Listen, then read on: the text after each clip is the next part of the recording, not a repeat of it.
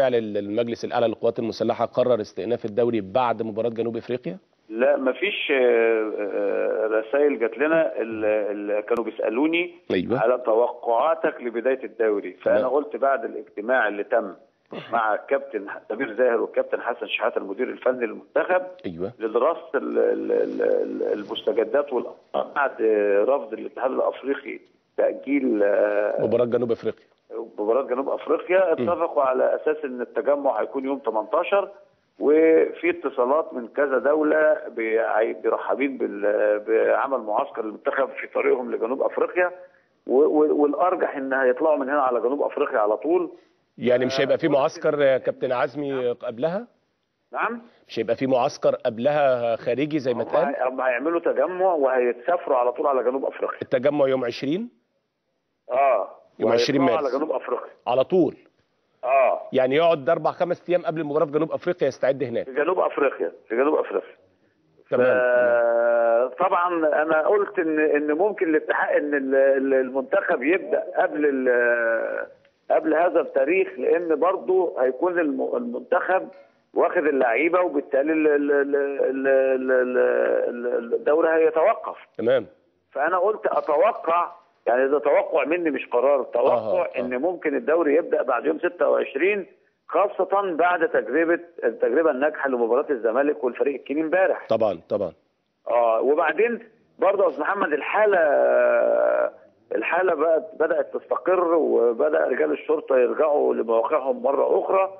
وانا برضه من خلالك يا استاذ محمد لابد ان احنا نناشد رجال الشرطه ان يرجعوا تاني بكل قوتهم وبكل هيبتهم، لان احنا محتاجينهم في الشارع. انا معاك 100% يا كابتن عزمي. انا مش عارف، يعني من الحاجات اللي خلاني مستغربه شويه، ايه سر الخوف الشديد ده؟ مش للدرجه دي، احنا والله شعب محترم وشعب راقي، واذا كانت هناك قله، احنا شوف فالقله دي يتسيطر عليها، لكن الشعب شعب محترم وهيتجاوب مع الشرطه وهيتعاون مع الشرطه، والله هيتعاون معاها. استاذ محمد انا هقول لحضرتك حاجه، ما يحدث في الدول الاخرى وسام على صدر الشعب المصري. طبعا الشعب اللي اثبت حضارته واثبت ثقافته واثبت تحضره، صح. يعني حاجه كبيره جدا. انا بقول ان انا بأناشد الشعب المصري، لان الشرطه كلها اخواتي واخواتك، طبعا كلنا يعني دول اهالينا، صح. لابد ان احنا نساعدهم. هل في مؤامره عليهم ان هم تبقى الشوارع خاليه منهم يا استاذ محمد عشان شويه بلطجيه يسرقوا ولا يبلطجوا؟ لا ما ينفعش. فاحنا بنناشد رجال الشرطه ان هم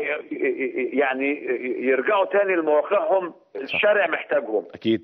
وعلى الشعب ان هم يقابلهم كويس، واحنا هيقابلهم والله العظيم هيقابلهم زي الفل كمان، بس يعني حته الخوف دي تتشال، وان شاء الله باذن الله كل الامور تستقر. اسمح لي كابتن عزمي اسالك سؤال تاني، هل كابتن ايمن يونس تراجع عن الاستقاله خلاص؟ ان شاء الله. ان شاء الله ولا تراجع؟ لا تراجع، ما انا كاتب على الموقع ما هو اصل ساعات بيجي يقول لك، انا عندي خبر ان كابتن ايمن يونس بيقول لك ان اللي مكتوب على موقع اتحاد الكوره ده غير صحيح. كابتن ايمن يونس ما يقولش هذا الكلام ابدا، لانه من الشخصيات المحترمه على فكره، وكل الناس والله العاملين في الاتحاد والمسؤولين كلهم تمسكوا بيه، لانه اضافه لاي مجلس والله. تمام. طيب الاستقاله، والنهارده كان في اجتماع بينه وبين الكابتن سمير زاهر الصبح، وكل المسائل زي الفل يعني جوه الاتحاد. ايوه. اجتماع كابتن حسن شحاته وكابتن سمير زاهر كان امتى؟ النهارده كان الساعه 12 الظهر، واستقروا على ان التجمع يوم 20 والطيران مباشره لجنوب افريقيا والاستعداد هناك. على فكره يا استاذ محمد في حته لازم اقولها، لان كثرت اقاويل كثيره جدا. الجهاز الفني في الفتره اللي فاتت دي كان بيجتمع بشبه يومي، كانوا بيتابعوا اللعيبه في انديتها، كانوا بيقولوا كابتن حسن مختفي تماما، يعني في حاله اجتماع دائم. في مصادر كانت بتخرج تقول، وناس يعني انا بعتبرهم ناس غير مسؤوله في موقع غريب جدا، يطلع يقول لك ان الكابتن حسن شحاته اختفى. الكابتن حسن شحاته كل يوم في الاتحاد. كانوا بيقولوا كابتن حسن شحاته اختفى، وان الكابتن سمير زاهر مش عارف يتصل بيه او يتحاور معاه، والبعض كلام غير منطقي بالمره يا ريس. والناس دي انا بقول لك على مسؤوليتي الخاصه، الناس دي بيشتغلوا وكل يوم بيتابعوا لاعيبتهم. وكانوا النهارده الاجتماع حضر جزء منه الكابتن احمد حسن كابتن المنتخب، حضر في الاجتماع اللي كان بين الكابتن سمير والكابتن حسن شحاته. والناس الحمد لله يايمين بيشغلوهم على مرام، ونتمنى والكل يتمنى ان ربنا يوفقهم في ماتش جنوب افريقيا، عشان يعني ده اعاده ثقه لينا كلنا يعني. طب كابتن عزمي، انا عندي خبر هنا في منتهى الغرابه اللي في الدنيا اللي ممكن تتخيلها انت يعني. الخبر بيقول لك رئيس اتحاد الكره في جنوب افريقيا بيقول لك انا ما جاليش اصلا اي طلب من مصر بتاجيل المباراه. وهم يطلبوا منه ليه؟ امال يطلبوا من مين؟ يطلبوا من الاتحاد الافريقي. طب ما الاخبار كلها نزلت في الجرايد وفي المواقع، جنوب افريقيا ترفض تاجيل مباراه مصر، مش الاتحاد الافريقي. احنا بنتكلم بالمنطق. ما انا بكلمك بالمنطق انا كمان. تاجيل رئيس الاتحاد الافريقي ولا رئيس الاتحاد جنوب افريقيا؟ ما هو الرد نزل يا كابتن عزمي، جنوب افريقيا ترفض تاجيل مباراه مصر. ده كلام لا مؤاخذه ناس لا مؤاخذه يعني الكلام ده مش منطقي. خليها لا مؤاخذه. خليها لا مؤاخذه. لا مؤاخذه، كلام مش منطقي. الاتحاد المصري بيقاتل الاتحاد الافريقي، واخد بال حضرتك؟ تمام. وكانوا بيخاطبوا الاتحاد الافريقي وهم في السودان. اترفض الطلب، خلاص الموضوع انتهى. وبعدين في قرارات مجلس الاداره هتنزل دلوقتي على الموقع الالكتروني للاتحاد، وكل الامور تمام الحمد لله. قرارات ايه؟ في ايه قرارات؟ خدتوا قرارات ايه؟ نعم؟ خدتوا قرارات ايه؟ اللي هي مثلا الموافقه على اقامه معسكر للشباب بدوله الامارات، لاقامه بعض المباريات الوديه استعدادا لامم افريقيا. تمام. اعاده الانضباط في دولاب العمل داخل الاتحاد من اجل حضور وانصراف مع الاستغناء عن بعض العاملين الغير منتظمين في العمل. في ناس غير منتظمه في العمل فعلا؟ طب ليه مش منتظمه؟ ليه عايزه يعني اللي مش هينتظم يتوقف. اللي مش هينتظم، لكن ما فيش ناس مش منتظمه حاليا يعني. لا، اللي مش هينتظم. تمام. واخد بالك؟ تمام. النظر في اعتماد اسعار او سقف لاسعار اللاعبين بالاتفاق مع الانديه. جميل. مع الانديه ليكون بدايه لنهايه المغالاه يتم وضع سقف الاسعار اللاعبين. تمام. تعديل بعض الرواتب داخل الاتحاد المصري لكرة القدم. بالنسبة لمين؟ بالنسبة للعاملين بالاتحاد. المدربين ولا الموظفين؟ بالنسبة للعاملين. الموظفين.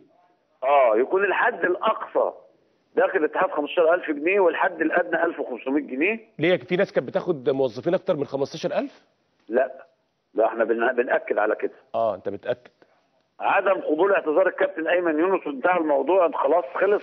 تمام. وبعدين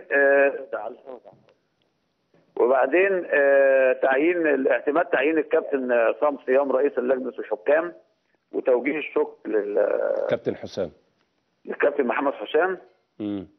وبعدين بالنسبه للاجهزه الفنيه، دراسه تخفيض بعض الرواتب والعرض على مجلس الاداره.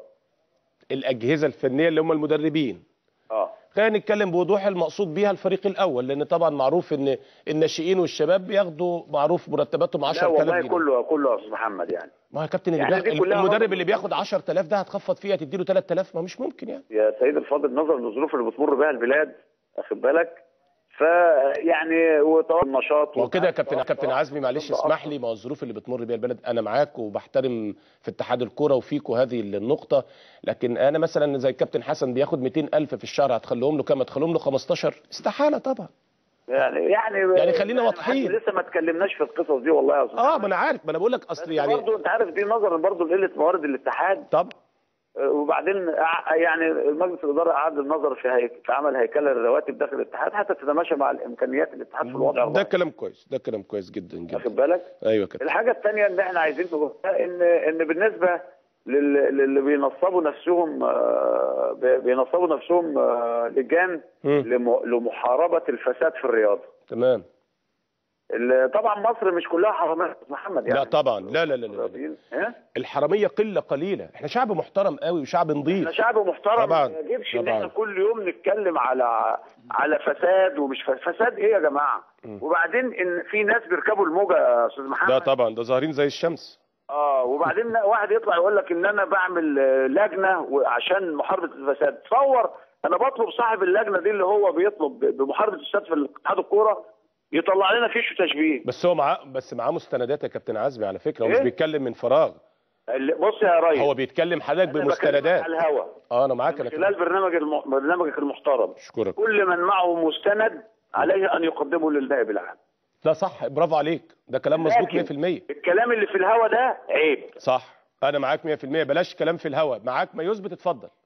معاك ما يثبت روح على النائب العام. صح. لكن كل واحد عايز يصفي حسابات مع شخص، مع رمز، مع واحد محترم، وبعدين انا الناس الناجحين معروفين والفاشلين معروفين في الوسط الرياضي. تمام. مظبوط ولا لا؟ تمام تمام طبعا طبعا. احنا بقى نيجي للرموز المحترمه نخسر فيها؟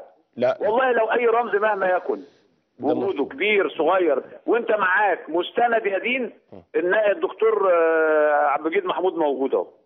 بس في نقطة يا كابتن عزمي، يعني خليني معلش انت دخلتني في نقطة، يعني في نقطة مفيش حد دايما تتحدث معاه يقول لك ان لا في مش مفيش خالص، يعني العملية مش في احنا كنا نتصور المليارات دي اللي محبوسين فيها الناس دي، ما كناش نتصورها. ما كانش حد يتصور كمية الحاجات المنهوبة دي، ما حدش يتصورها. لا وبعدين واضح ان الكل مفيش حد بقى فوق القانون خلاص. ده النهارده ده النهارده النائب العام اصدر قرار ان الرئيس السابق واولاده وزوجته ممنوع مغادرتهم البلاد والتحفظ على جميع، يعني مفيش حد فوق القانون. اي حد يفتح خلاص القصه خلصت. بناء يعني عن ايه اصدروا هذا القرار؟ مستندات بس. ما مفيش غير بمستند، الكلام اللي في الهوا مفيش. انت يرضيك ان ناس تتكلم بقيه كده على الفضائيات او في البرامج او في الصحافه؟ لا لا لا، ما انا بقول لحضرتك بدون مستند. لا كده من الهوا، لا، اللي معاه مستند يروح يقدمه. ده صح. احنا نعمله تعظيم سلام. جميل الكلام. لكن نصفي حسابات مع بعض ده مرفوضه، لان احنا مصر شعب كله، انا بعتبر شعب مصر كله شرفاء. ده طبعا دي حقيقه. المجموعه المستثناه في وجود بعض المخالفات او بعض المشاكل، يا اخي اللي معاه مستند ومتاكد منه يروح. في نفس الوقت يا استاذ محمد في هوجه تقديم بلاغات. برضه النائب العام بس النائب العام فاهم برضه القصه دي، يعني كاذب عليه ان يقدم للمحاكمه. صح، بس النائب العام فاهم الكلام ده برضه، يعني فاهم القصه دي كويس قوي، فبيتعامل برضه معاه بنفس المنطلق يعني. بس انت قصدك يبقى في عقوبه عشان ما تبقاش بقى العمليه يعني شغاله عمال على بطال يعني. ايوه، لان مصر سمعتها كبيره طبعا. احنا مصر حاصله على ده شعب حضاره وذوق واخدين نوبل. كم مصري واخد نوبل يا راجل؟ طبعا انا معاك مش كده ولا ايه؟ لكن كل احنا عندنا 4 واخدين يطلع يبقوا كاتبين يا استاذ محمد نقطتين 3 في ورقه ويطلعوا يقولوا فلان ده في واحد طلع قال لك ان بعد يومين هيتقدم بلاغ للنائب العام ضد مش عارف مين، وبعد اسبوع هيتقدم. هل هذا يعقل؟ احنا بنقول بس طب كابتن عزمي انت كده بتستفز. لا مش بستفز. طب انا هقول لك حاجه من كام يوم انا قريت تصريح لكابتن يونس على الانترنت بيقول انا هستقيل. اسمع بس كلامي للاخر. انا هستقيل لان هناك اشخاص داخل اتحاد الكره تربحوا من اتحاد الكره، وعلى النائب العام انه يظهر هذا الفساد. انا قريت هذا التصريح اقسم بالله لكابتن ايمن يونس. طب ما هو والله شوف اقول لك حاجه، انا قريته والله. كل ما ينشر برضه يا استاذ محمد تصدقه. مش كل ما ينشر. لما يبقى كابتن ايمن يونس يقول هذا الكلام واخد بالك وهو في اتحاد الكره يبقى هو مسؤول من ضمن المسؤولين برضه. طب ما هو طبعا ما هو مسؤول. امال ايه يعني؟ طب ما هو مسؤول. لكن انا اشك ان هو يقول هذا الكلام او يوجه اتهام لزمايله بهذا الاتهام. انا والله قريته يا كابتن عزمي، انا بحلف لك بالله. انا بحلف لك بالله ان انا قريته وعلى لساني. انا بقول لك مش كل ما تقرا تشوفه يتصدقوا. ده صح. انا معاك. مظبوط ولا لا؟ انا معاك 100%. انا معاك 100%. انا معاك. عموما كابتن عزمي انا بشكرك شكرا جزيلا على التوضيحات كلها